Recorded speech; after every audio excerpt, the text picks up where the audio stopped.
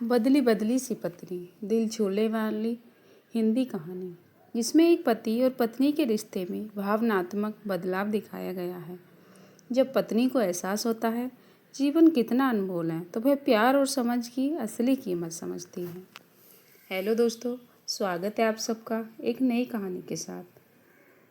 आशा करती हूँ वीडियो पसंद आए। वीडियो को लाइक शेयर और चैनल को सब्सक्राइब करना। शादी को 5 साल हो चुके थे। हम दोनों लड़ाई झगड़ा रूठना मनाना चलता ही रहता था। इन सब बातों से प्यार और गहराई होता है। सॉरी वो तो कभी बोलती नहीं, हर पति की तरह उसे मुझे ही मनाना पड़ता। वो जीत पर आ जाए तो पूरे हुए बिना मानती नहीं। जितनी चादर हो उतने ही पैर फैलाने चाहिए। यह बात मैं अपनी पत्नी को समझा कर थक गया। ऐसे वो बहुत समझदार बनती, पर जब अपनी जिद की बात होती तो उसे कुछ सुनना नहीं होता। अब उसने एक नई मांग रखी थी, सोने की चैन कब दिलाओगे। मैं भी अड़ गया कि इस बार तुम्हारी नहीं चलेगी। बस फिर क्या, बातचीत बंद। मैंने भी ठाना था कि इस बार कुछ भी हो जाए मैं झुकूंगा नहीं। हम दोनों में बातें बंद थीं। वो मुझे कुछ कहती तो उसका जवाब उसे मिलता। शुरुआत में तो झगड़ा मजाक में शुरू हुआ, वो अब ज़्यादा बड़ा हो गया। मायके जाने की प्लानिंग होने लगी। लेकिन एक सुबह जब मैं उठा तो सब कुछ अलग था।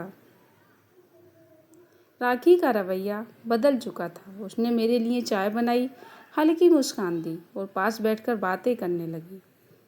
जब तक उसकी जिद पूरी न हो तब तक वो ऐसा करती नहीं थी। अचानक से उसका रवैया बदला देख मैं भी थोड़ा आश्चर्यचकित था।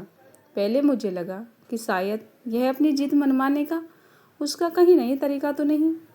राखी ने मेरे पास आकर कहा, तुम्हें पता है मैं तुमसे कितना प्यार करती हूँ। आंखों में आंसू थे। मेरे लिए सब किसी चमत्कार से कम नहीं था। एकदम से बिना जिद पूरे किए इतना प्यार। मुझे लगा कि शायद 2-5 दिन बाद वो फिर से वही बात करने लगेगी, लेकिन ऐसा नहीं हुआ। राखी की अब कोई शिकायत नहीं थी, वो बिल्कुल बदल गई थी। उसने यह बदलाव देखकर मैं खुश था।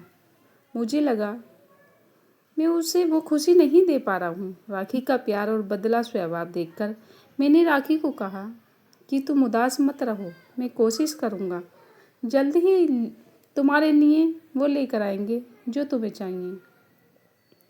Gift basket. वो तपाक से बोली, नहीं मुझे कुछ नहीं चाहिए, मेरे पास आप हो। फिर मैंने धीरे से पूछा, अचानक इतना बदलाव, बात क्या है। वो चुप रही और अपनी आंसू रोक न सकी। फिर रोते रोते मेरे सीने से लग गई। उसके आंसू मेरे दिल तक पहुंच गई। मुझे लग रहा था कि शायद कुछ गहरी चोट उसे अंदर ही अंदर लगी है। आंखें पोंछते हुए उसने कहा, मेरी सहेली रेनू, जिसके लिए मैं कहती थी उसका पति उसके लिए क्या नहीं करता। मैंने कहा, क्या हुआ।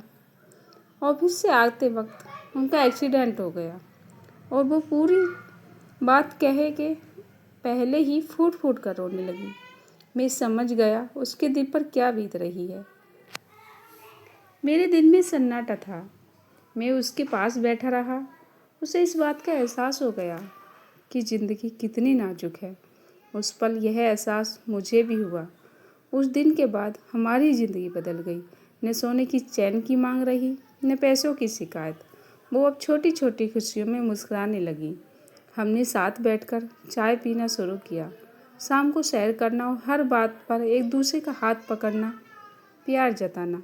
जीवन बहुत छोटा है। शिकायतें और जिद रिश्तों को खोखला करती हैं। अगर प्यार है तो उसे जताइए, जिए, वरना कल बहुत देर हो सकती है।